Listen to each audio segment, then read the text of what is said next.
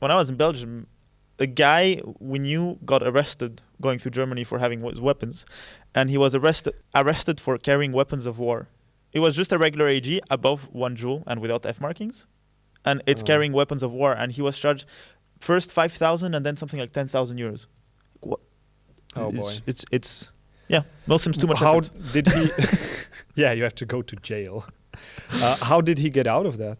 I don't remember. It was too long ago. But is he out? No, but he of didn't the go jail? to prison. Although maybe he did do 1 or 2 days, like when he got caught.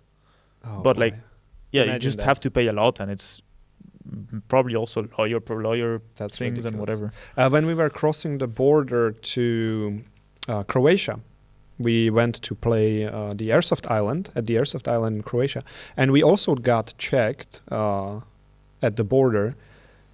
We got lucky though, because we had some ex-military guys with us, and the guard who caught us was also ex-military, so they kind of started talking, and in the end it was okay. But apparently, if this wouldn't be the case, they found the guns, and we didn't say the proper words at the border, which is, if they ask you, do you have something to declare, you have to say, oh, I have airsoft guns in the trunk, or something like that. Okay. We didn't know that. And then they asked us, do you have something to declare? And I'm like, no, I mean, not really. And then they're like, okay, what is this? What is this? What is that? And they could confiscate everything, and we would probably pay a fine or something. Didn't come that far because luckily we had military guys with us. But potentially a big issue, even at the Croatian border. But now, they are in the European Union. They adopted the euro, I believe, recently. So now it probably no border checks anymore. We'll see. Have I ever told you about that time I was checked in Belgium? No. Okay, so at the train. yeah, so basically I was working in Belgium in an airsoft company. Work you that did the helmets. Now I think they're only doing military training only, no airsoft anymore. But I was working for them, and I just finished my job, and I was going back to the south of France where I come from, and I had all my gear with me, all my guns and everything, my backpack. But I look civilian, just with a lot of backpacks, military-ish backpacks.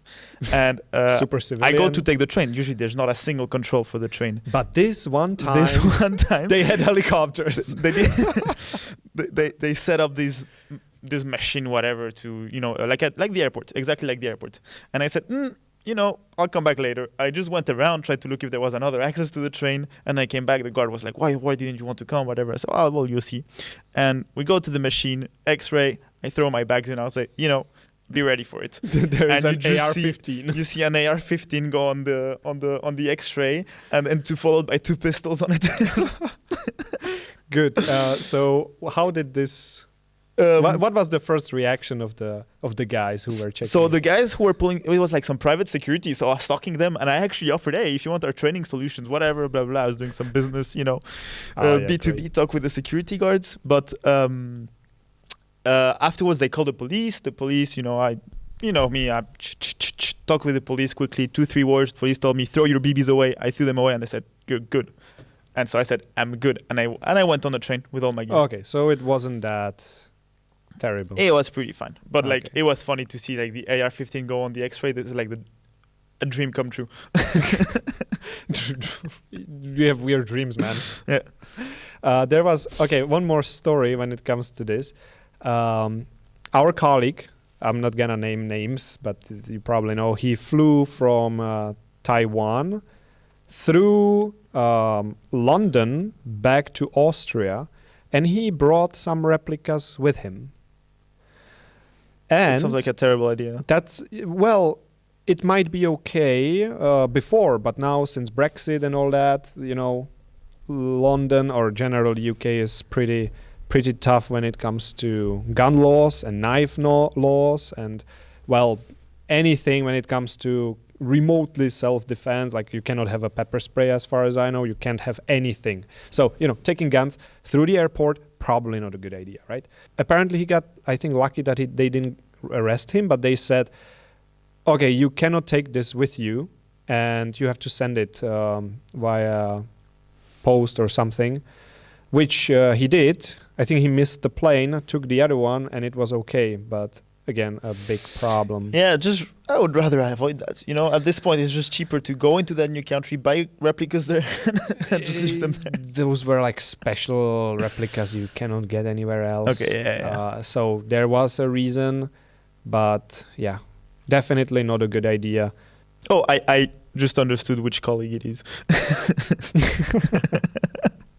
There is some long comment. I want to see that. I got checked last year when I came home from Belgium. I crossed the border back to Netherlands, and some police officer pulled me over because I was speeding a bit. So I gave over my airsoft license. Ooh, okay. Yeah, we need to have that here. And my driving license.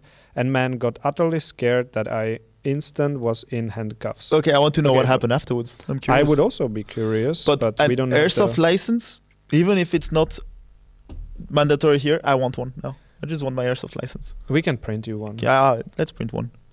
Yeah, Netherlands. They have the organization. I don't recall the name. Like NABV. Like yeah, NABV exactly. It's like a meme stealing license. It's useless.